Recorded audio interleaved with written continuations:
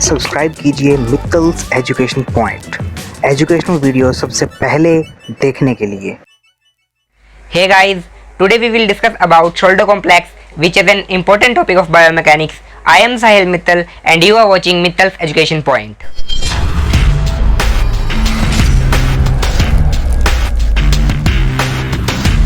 अब हम पढ़ते हैं शोल्डर कॉम्प्लेक्स के बारे में। तो जो शोल्डर कॉम्प्लेक्स है, शोल्डर कॉम्प्लेक्स मेनली हमारा किन किन बोन से मिलकर बनता है? ये हमारा बनता है स्कैपुला, जिसको हम शोल्डर बोन भी कहते हैं, हमारे ह्यूमरस जो लॉन्ग बोन है हमारे अपर लिम्ब की, और साथ साथ में हमारी क्लेविकल जिसको हम कॉलर बोन कहते हैं। ये तीन बोन मिलकर मेनली हमारी क्या बनाती है? हमारी शोल्डर कॉम्प्लेक्स या फिर शोल्डर जॉइंट बनाती है।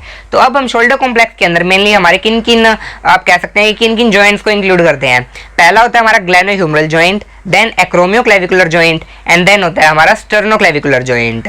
तो ग्लेनोह्यूमरल जॉइंट के बारे में तो आपने पढ़ा होगा जब आपने एनाटॉमी फर्स्ट ईयर में पढ़ी थी। उसके अंदर मेनली हम जो शोल्डर जॉइंट है उसके अंदर ग्लेनोह्यूमरल जॉइंट के बारे में पढ़ते हैं, बट हम इस वीडियो में भी इस लेक्चर के अंदर उस जॉइंट को भी हम डिस्कस करेंगे। तो जो हमारा पहला जॉइंट है जिसके बारे में हम डिस्कस करेंगे वो है हमारा स्टर्नोक्लेविकुलर जॉइंट। और एक और बात, हमारी बॉडी के अंदर एक एनाटॉमिकल जॉइंट एक्स्ट्रा पाया जाता है जिसको हम स्कैपुलोथोरैसिक जॉइंट कहते हैं, जो स्कैपुला और थोरैसिक कैविटी से क्या होता है मिलकर बनता है। तो अब हम बात करते हैं स्टर्नोक्लेविकुलर जॉइंट की। जो स्टर्नोक्लेविकुलर जॉइंट है, स्टर्नोक्लेविकुलर जॉइंट मेनली हमारा आपको पता है, नाम से पता चल रहा है कि हमारी जो स्टर्नम है, स्टर्नम और जो हमारी क्लेविकल है जो कॉलर बोन है, इन दोनों से मिलकर बनता है। तो जो ये वाला जॉइंट है ये हमारा स्टर्नोक्लेविकुलर जॉइंट है। अब जो स्टर्नोक्लेविकुलर जॉइंट है ये हमारा एक प्लेन साइनोवियल जॉइंट है। आपको पता है कि जो साइनोवियल जॉइंट है वो हमारी बॉडी में मैक्सिमम मूवमेंट कॉज कराते हैं, और इसके अंदर ये मेनली किन किन चीज़ों से मिलकर बनता है? ये मेनली हमारे 3 लिगामेंट्स, एक जॉइंट कैप्सूल या फिर हम उसको साइनोवियल कैप्सूल भी कहते हैं, और एक इसके अंदर होती है हमारी जॉइंट डिस्क। तो अब हम बात करते हैं जब हमारे स्टर्नोक्लेविकुलर जॉइंट के ऊपर कोई भी रोटेशन होती है, ये हमारा स्टर्नोक्लेविकुलर जॉइंट है, इसके ऊपर अगर हमारी कोई भी रोटेशन होगी तो वो क्या कराती है? वो हमारी क्लेविकल के साथ साथ स्कैपुला की भी रोटेशन कराती है, क्योंकि क्लेविकल और जो हमारी स्कैपुला है वो आपस में लिंक है। कहाँ से? एक्रोमियोक्लेविकुलर जॉइंट से। एक्रोमियोक्लेविकुलर जॉइंट के भी आपको नाम से ही पता चल रहा है कि जो हमारी एक्रोमियन प्रोसेस है, जो हमारी स्कैपुला पे एक्रोमियन प्रोसेस पाई जाती है यहाँ पे, और जो क्लेविकल का लेटरल एंड है ये वाला, ये दोनों आपस में कॉन्टैक्ट कर कर जॉइंट बनाते हैं जिसको हम एक्रोमियोक्लेविकुलर जॉइंट कहते हैं, और यहाँ से ये दोनों एक लिंक है एक दूसरे से। इसलिए जब हमारी स्टर्नोक्लेविकुलर जॉइंट पे कोई भी मूवमेंट होती है तो क्लेविकल के साथ साथ स्कैपुला पे भी मूवमेंट कराता है। अब हम बात करते हैं हमारे स्टर्नोक्लेविकुलर जॉइंट के आर्टिकुलेटिंग सरफेस के बारे में। तो पहले तो आपको ये पता होना चाहिए कि जो हमारा स्टर्नोक्लेविकुलर जॉइंट है ये हमारी अपर एक्सट्रीमिटी और जो हमारा शोल्डर कॉम्प्लेक्स है उनकी अटैचमेंट कराने में हेल्प करता है। जो हमारा स्टर्नोक्लेविकुलर जॉइंट है इसके अंदर मेनली हमारे आर्टिकुलेटिंग सरफेस कौन कौन से होते हैं? जैसा कि नाम से पता चल रहा है, एक सरफेस स्टर्नम का मिलेगा और दूसरा हमारे इसके अंदर क्लेविकल का मिलेगा। तो इसके अंदर हमारा क्लेविकल का जो मीडियल एंड होता है, मीडियल और लेटरल आपको पता होना चाहिए। जो हमारी मीडियल लाइन के बी पास आता है वो हमारा मीडियल एंड होता है, और जो इसे दूर जाता है वो हमारा लेटरल एंड होता है। तो जो मीडियल एंड की तरफ जो हमारा क्लेविकल का जो पोर्शन होता है वो होता है हमारा मीडियल एंड ऑफ क्लेविकल, और साथ साथ में हमारी जो स्टर्नम की एक नोच होती है ऊपर की तरफ जिसको हम क्या कहते हैं? मैन्यूब्रियम कहते हैं। जो ये मैन्यूब्रियम है और जो हमारा मीडियल एंड ऑफ क्लेविकल है, ये दोनों मिलकर हमारा स्टर्नोक्लेविकुलर जॉइंट बनाने में क्या करते हैं? हेल्प करते हैं। अब बात आती है कि जो हमारा मीडियल एंड ऑफ क्लेविकल है और जो हमारी मैन्यूब्रियम है ये आपस में एक बहुत ही कम कॉन्टैक्ट के साथ क्या होती है? अटैच होती है। और साथ साथ में क्या है कि जो हमारा जो सुपीरियर पोर्शन है हमारा क्लेविकल का मीडियल एंड में, वो तो हमारी जो मैन्यूब्रियम है उसके साथ ठीक से अटैच भी नहीं होता, वो हमारा जो हमारी डिस्क है, जो स्टर्नोक्लेविकुलर जॉइंट डिस्क है उसके साथ अटैचमेंट क्या करता है? वो प्रोवाइड करता है। देन हम बात करते हैं कि जो हमारी क्लेविकल की मूवमेंट होती है, जो हमारी क्लेविकल की हमारी जो मैन्यूब्रियम के ऊपर जो मूवमेंट होती है वो किस पे डिपेंड करती है? कि हमारी जो क्लेविकल है वो कितने पोर्शन पे अटैच है मैन्यूब्रियम के, मतलब उसकी जो मूवमेंट के दौरान क्या हो रहा है वो कितनी चेंज हो रही है, उसकी जो पोजीशन है वो कितनी चेंज हो रही है मैन्यूब्रियम पे। तो ये क्या करती है? ये क्या कराती है? ये हमारी स्टर्नोक्लेविकुलर जॉइंट पे क्या करती है? हमारी मूवमेंट प्रोवाइड करती है। अब हम बात करते हैं हमारे स्टर्नोक्लेविकुलर जॉइंट डिस्क के बारे में। जो स्टर्नोक्लेविकुलर जॉइंट डिस्क है ये एक फाइब्रोकार्टिलेजिनस डिस्क है जो कि कॉन्ग्रुएंस इंक्रीज करती है हमारी जो क्लेविकल, जो मिडिल एंड ऑफ क्लेविकल और जो मैन्यूब्रियम है, मतलब जो हमारा स्टर्नोक्लेविकुलर जॉइंट है उसके बीच में उसके कॉन्टैक्ट को इंक्रीज करने में हेल्प करती है या उसकी स्टेबिलिटी मेंटेन करने में हेल्प करती है। अब जो हमारी ये डिस्क है इसका जो अपर पोर्शन है वो तो अटैच होता है हमारा posterior superior middle and of clavicle से, और जो इसका लोअर पोर्शन है वो अटैच होता है हमारा मैन्यूब्रियम से। अब जो ये डिस्क है, ये डिस्क क्या करती है? ये डिस्क हमारे कोई भी मोशन हो रही होती है, अगर हमारे जो हमारी ये जॉइंट है स्टर्नोक्लेविकुलर जॉइंट है यहाँ पे कोई भी मोशन हो रही होती है तो ये डिस्क क्या करती है? उसको दो पोर्शन में सेपरेट कर देती है। ठीक है। और ये क्या करती है, साथ साथ में पाइवोट और हिंज पॉइंट की तरह भी क्या करती है, उस जॉइंट के लिए काम करती है।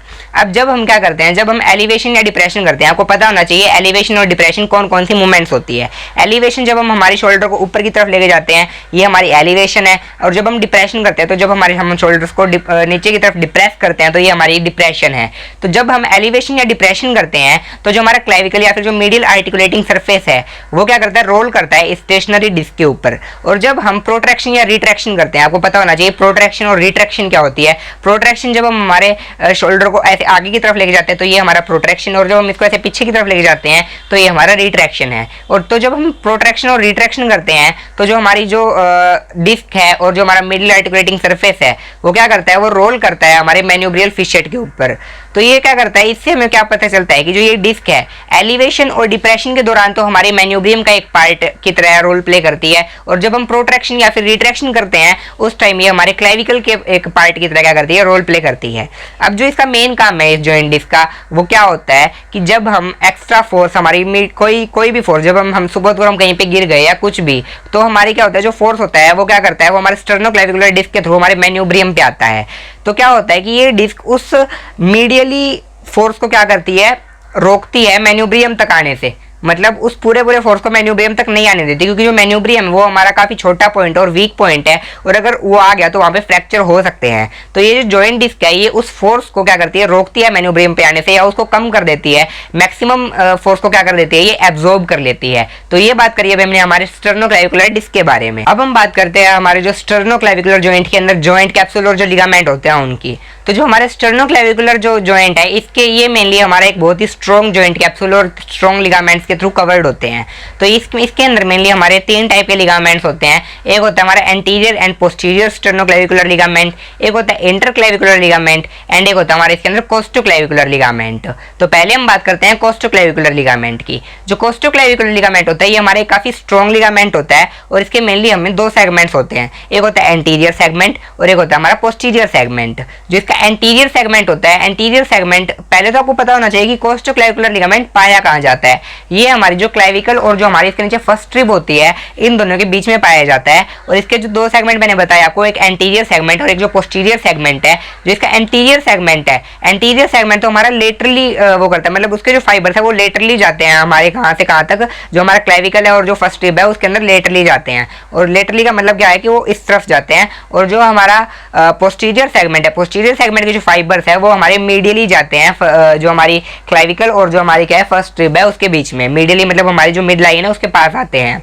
तो और ये जो, तो अब आपको पता होना चाहिए कि जो कोस्टोक्लेविकुलर लिगामेंट है, ये किसमें हेल्प करता है। हमारी कोस्टोक्लेविकुलर लिगामेंट जो है ये क्या करता है, ये मेनली हमारी जो एलिवेशन जो मूवमेंट होती है क्लेविकल के ऊपर, उस एलिवेशन मूवमेंट को क्या करता है, लिमिट करता है हमारे लेटरल क्लेविकल के ऊपर। लेटरल क्लेविकल मतलब जो यहाँ पे इस तरफ वाली जो क्लेविकल है, उस क्लेविकल के ऊपर ये क्या करता है, एलिवेशन मूवमेंट को लिमिट करता है। लिमिट करने का मतलब क्या है कि एक्सेस ऑफ एलिवेशन मूवमेंट को ये क्या है, नहीं होने देता। और साथ साथ में ये क्या करता है कि जो 2 हमारी मसल्स है, जो हमारी स्टर्नोक्लेडेस्मोइड मसल है और जो हमारी स्टर्नोहायोइड मसल है, इन दोनों मसल्स कि जो कई बार ये क्या होता है, एक्स्ट्रा कॉन्ट्रैक्ट कर एक्स्ट्रा फोर्स जनरेट कर देते हैं। उस फोर्स को भी क्या करते हैं, लिमिट करते हैं, ताकि हमारे जो स्टर्नोक्लेविकुलर जॉइंट है वहां पर कोई डैमेज ना हो पाए। अब हम दूसरी बात करते हैं हमारे इंटरक्लेविकुलर लिगामेंट की। जो इंटरक्लेविकुलर लिगामेंट है, इंटरक्लेविकुलर लिगामेंट भी मेनली हमारा एक अच्छा लिगामेंट पाया जाता है। ये लिगामेंट क्या करता है, ये लिगामेंट हमारे एक्सेस जो हमारी डिप्रेशन होती है, लेटरल जो हमारी डिस्टल एंड ऑफ क्लेविकल या फिर लेटरल एंड ऑफ क्लेविकल कह सकते हैं आप, वहां पे जो हमारी एक्सेस डिप्रेशन होती है, उस डिप्रेशन को लिमिट करने में हेल्प करता है। मतलब उस डिप्रेशन को ज्यादा नहीं होने देता। और साथ साथ में ये क्या करता है, जो हमारी सुपीरियर ग्लाइडिंग होती है मीडियल क्लेविकल की, मतलब जो हमारी मीडियल एंड ऑफ क्लेविकल की जो मैन्यूब्रियम के ऊपर सुपीरियर ग्लाइडिंग होती है, उस ग्लाइडिंग को भी क्या करता है, ये ज्यादा नहीं होने देता। जिसकी वजह से ये हमें क्या करता है, कुछ एक स्ट्रक्चर्स होते हैं जो कि हमारे क्लेविकल के नीचे से पास होते हैं, जैसे कि हमारे ब्रेकियल प्लेक्सस हो गया या फिर हमारी आर्टरी होगी। तो ये क्या करता है, ब्रेकियल प्लेक्सस और उन आर्टरीज को क्या करता है, डैमेज होने से बचाता है। अब हम तीसरी बात करते हैं हमारे एंटीरियर एंड पोस्टीरियर सब क्लेविकुलर लिगामेंट की। जो एंटीरियर एंड पोस्टीरियर सब क्लेविकुलर लिगामेंट है, ये मेनली क्या करते हैं, ये हमारी जो शोल्डर है, शोल्डर की एंटीरियर एंड पोस्टीरियर मूवमेंट को क्या करते हैं, लिमिट करते हैं। मतलब उनको क्या है, ज्यादा नहीं होने देते, एक्सेस नहीं होने देते। तो ये क्या करते हैं, अभी ये जो ये है, और जो हमारा पोस्टीरियर स्टर्नोक्लेविकुलर लिगामेंट है, पोस्टीरियर स्टर्नोक्लेविकुलर लिगामेंट तो क्या करता है, वो दोनों ही एंटीरियर और पोस्टीरियर वो दोनों ही मूवमेंट्स को लिमिट करता है। और जो एंटीरियर स्टर्नोक्लेविकुलर स्टर्नोक्लेविकुलर लिगामेंट है वो सिर्फ एंटीरियर मूवमेंट को क्या करता है, लिमिट करता है हमारे शोल्डर की। अब हम बात करते हैं हमारे स्टर्नोक्लेविकुलर मोशंस की। इसके अंदर क्या है कि हमारे जो स्टर्नोक्लेविकुलर जॉइंट है उसके ऊपर कौन कौन सी मूवमेंट होती है और कौन कौन सी मोशंस होती है।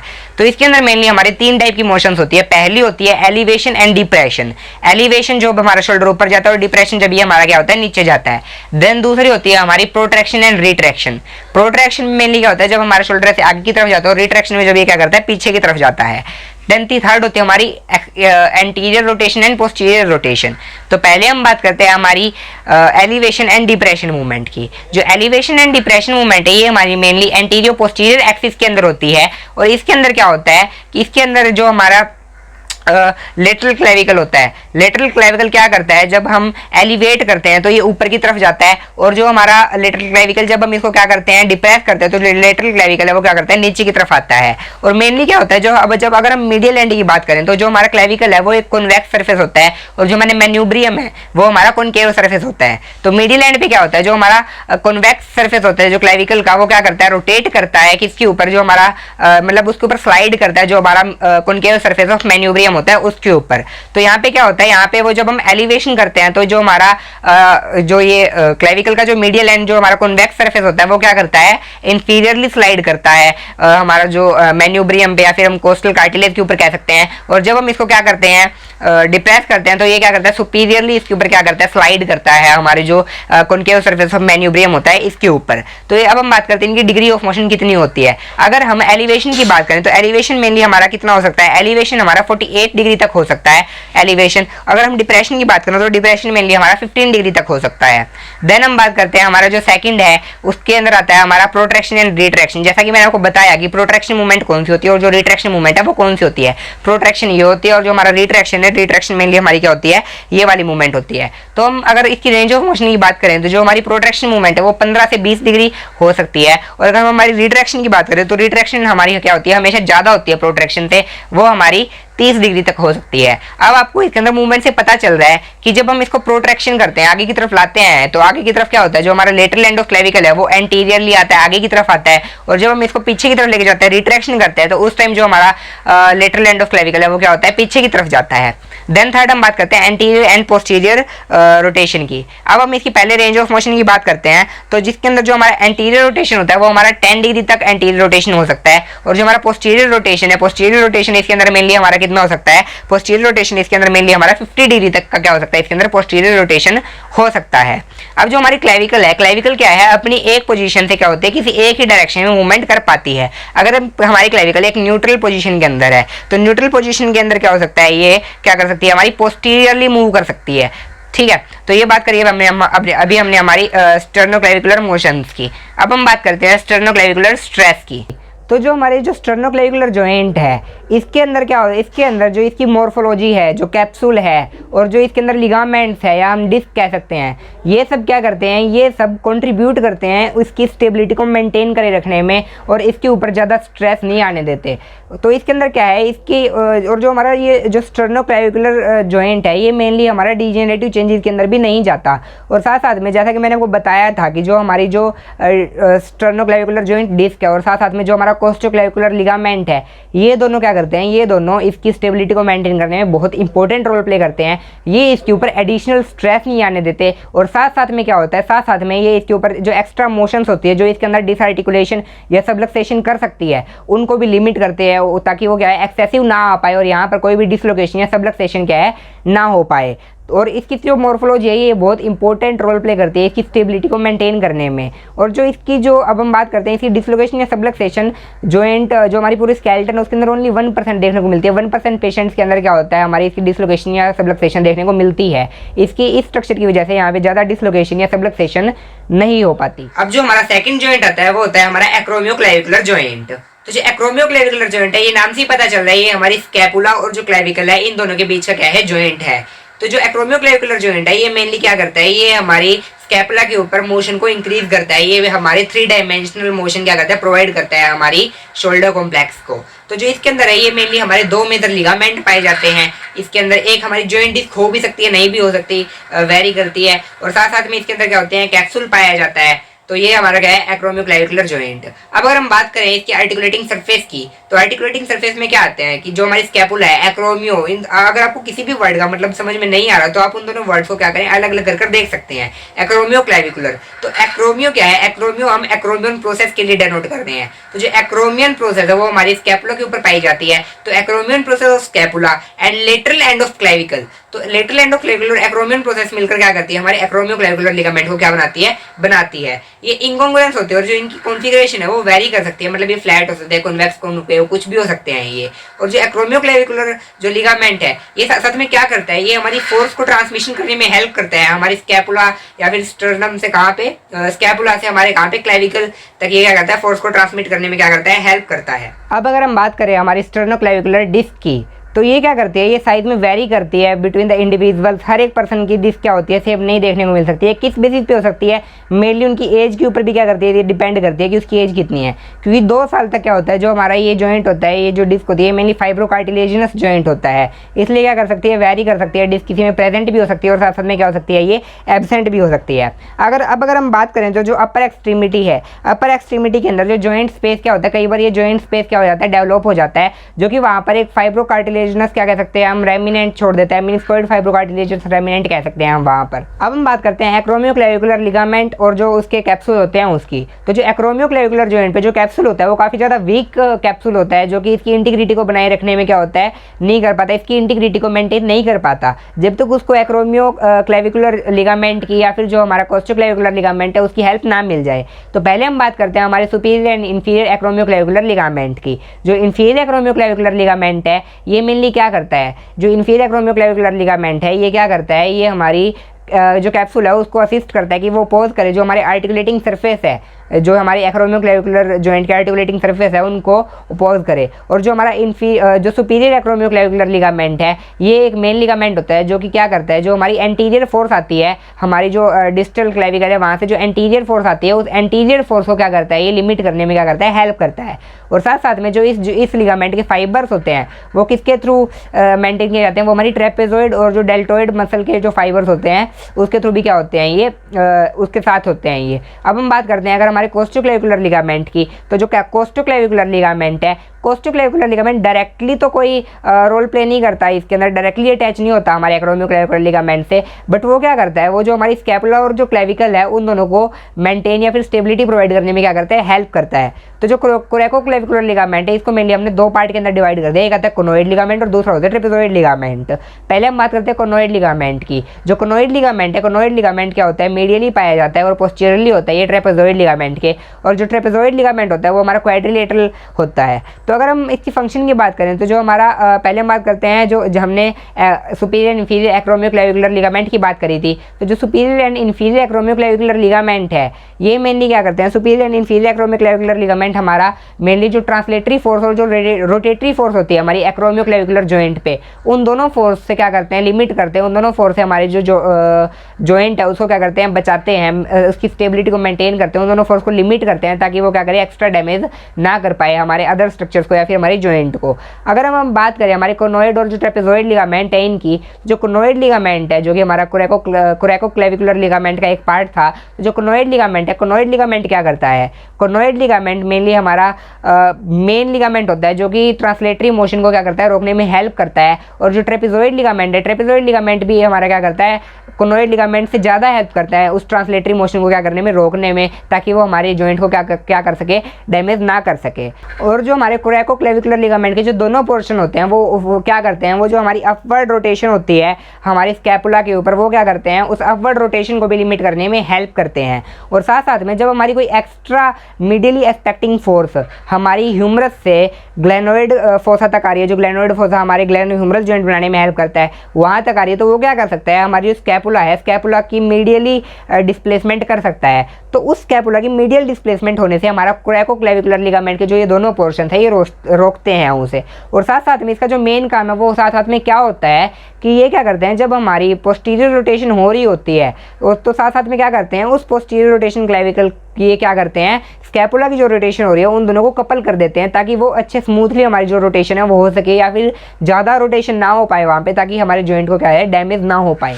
अब हम बात करते हैं एक्रोमियोक्लेविकुलर जॉइंट के ऊपर क्या जो मोशंस होती है, मतलब उसके ऊपर कौन कौन सी मूवमेंट्स होती है। तो इसके अंदर मेनली हमारी 3 मूवमेंट्स देखने को मिल सकती है। पहली होती है इसके अंदर इंटरनल और एक्सटर्नल रोटेशन, देन हो सकती है इसके अंदर upward and downward rotation, and तीसरी होती है इसकी एंटीरियर एंड पोस्टीरियर टिल्टिंग। तो पहले हम बात करते हैं इसकी इंटरनल एंड एक्सटर्नल रोटेशन की। तो अगर हम बात करें इसकी, तो ये क्या होती है मेनली हमारी वर्टिकल एक्सिस के अंदर देखने को मिलती है, और साथ साथ में क्या होता है ये इसको हम मेजर करना बहुत मुश्किल होता है कि ये कितनी हो सकती है। ये मेनली हम 30 डिग्री लेते हैं एक्सटर्नल और इंटरनल रोटेशन दोनों की, बट ये क्या हो सकती है हमारी 40 to 60 डिग्री भी क्या हो सकती है। और ये जो मोशन है ये मेनली क्या करते हैं, इसके अंदर हमारी जो स्कैपुला और जो थोरैक्स है, जो हॉरिजॉन्टल कर्वेचर है थोरैक्स का और जो स्कैपुला, उन दोनों की जो कनेक्टिविटी है वो इसके अंदर क्या होती है, इसके अंदर यूज होती है। और साथ साथ में जो हमारी ग्लेनोइड फोसा है और जो हमारे ह्यूमरस की एलिवेशन है वो भी क्या होती है इसके अंदर, वो मूवमेंट भी हमें देखने को क्या हो सकती है, मिल सकती है। देन हम बात करते हैं इसके अंदर एंटीरियर एंड पोस्टीरियर टिल्टिंग की। जो हमारी एंटीरियर एंड पोस्टीरियर टिल्टिंग होती है ये मेनली हमारी ओब्लिक कोरोइडल प्लेन के या ओब्लिक कोरोइडल एक्सिस के अंदर हो सकती है। और इसके अंदर क्या होता है, इसके अंदर जब हमारी एंटीरियर टिल्टिंग होती है तो जो हमारी एक्रोमियन है वो क्या करती है, फॉरवर्ड मूव करती है, और जो इंफीरियर एंगल है वो बैकवर्ड मूव करता है। और जब हमारी क्या होती है पोस्टीरियर टिल्टिंग होती है तो जो एक्रोमियन है वो हमारी बैकवर्ड मूव करती है, और जो हमारी इंफीरियर एंगल है वो फॉरवर्ड मूव करता है, मतलब ये वाइस वर्सा हो गया। और साथ साथ में क्या होता है इसके अंदर स्कैपुला की भी टिल्टिंग होती है। वो क्यों होती है, ताकि क्या हो कि स्कैपुला और जो हमारा रिब के जो कंटोर है उसके साथ क्या हो, उसके साथ कनेक्टिविटी उसकी क्या है मेंटेन हो ही रखे। और साथ साथ में क्या होता है कि इसकी कनेक्टिविटी तो मेंटेन हो गई, और जो इसकी जो रेंज ऑफ मोशन है वो mainly passive range of motion mainly हमें 60 डिग्री तक देखने को मिल सकती है। ये 20 या फिर 40 डिग्री भी क्या हो सकती है। अब हम बात करते हैं इसकी अपवर्ड एंड डाउनवर्ड रोटेशन की। तो अपवर्ड और डाउनवर्ड रोटेशन के अंदर मेनली क्या होता है कि जो ये वाली है ये एंटीरियर पोस्टीरियर एक्सिस के अंदर होती है। और जब हम हमारी अपवर्ड रोटेशन होती है स्कैपुला की, तो अपवर्ड रोटेशन के अंदर क्या होता है कि अपवर्ड रोटेशन के अंदर जो हमारा ग्लेनोइड फोसा है, जहाँ पे क्या होता है हमारा ह्यूमरस का हेड अटैच होता है, जो ग्लेनो ह्यूमरल जॉइंट बनाने में हेल्प करता है, जो बाहर की तरफ पाया जाता है। ग्लेनोइड फोसा क्या करता है, ग्लेनोइड फोसा हमारी ऊपर की तरफ मूव करता है, रोटेट करता है, और जब हमारी इसकी डाउनवर्ड होती है तो वो ग्लेनोइड फोसा क्या करता है, नीचे की तरफ क्या करता है, रोटेट करता है। तो ये बात करी अभी हमने हमारी अपवर्ड एंड डाउनवर्ड रोटेशन की। और साथ साथ में क्या होता है कि जो इसकी मोशन है वो लिमिट किसके थ्रू होती है, जो हमने अभी आपको बताया था कोस्टोक्लेविकुलर लिगामेंट के थ्रू इसकी जो रेंज ऑफ मोशन है वो क्या होती है, लिमिट होती है। और साथ साथ में इसकी अब हम बताते हैं इसकी मूवमेंट की रेंज ऑफ मोशन होती कितनी है। जो हमारी अपवर्ड रोटेशन है वो मेनली हमारी 8 डिग्री तक की हो सकती है, और जो इसके अंदर डाउनवर्ड रोटेशन है वो मेनली हमारी क्या हो सकती है, 17 डिग्री तक की हो सकती है। अब हम इसके अंदर बात करते हैं हमारे एक्रोमियोक्लेविकुलर स्ट्रेस के बारे में। तो जो हमारा एक्रोमियोक्लेविकुलर स्ट्रेस है, जैसा कि हमने आपको बताया था कि जो हमारा स्टर्नोक्लेविकुलर जॉइंट था उसमें तो क्या था, उसके अंदर स्ट्रेस आने के या फिर जो हमारे डीजेनरेटिव चेंजेस या ट्रॉमा के चांस काफी कम थे। बट जो हमारा एक्रोमियोक्लेविकुलर जॉइंट है इसके अंदर ट्रॉमा या फिर डीजेनरेशन के चांस क्या है, काफी ज्यादा हाई है। इसके अंदर ये होने के चांसेस हो सकते हैं। ये मेनली इसकी 3rd डिकेड में होते हैं, जो इसकी लाइफ है इसकी 3rd डिकेड में होते हैं। और इसके अंदर क्या होता है कि अगर हम कहीं खेल रहे हैं, कुछ भी कॉन्टैक्ट स्पोर्ट खेल रहे हैं, या फिर हम काफ़ी ज़्यादा तेज से गिर गए नीचे, जिसकी वजह से काफ़ी ज़्यादा ही फोर्स आ गया हमारे एक्रोमियोक्लेविकुलर जॉइंट पे, तो वहाँ पे फ्रैक्चर हो सकता है, डिसलोकेशन हो सकता है, वहाँ पे सबलक्सेशन भी हो सकता है।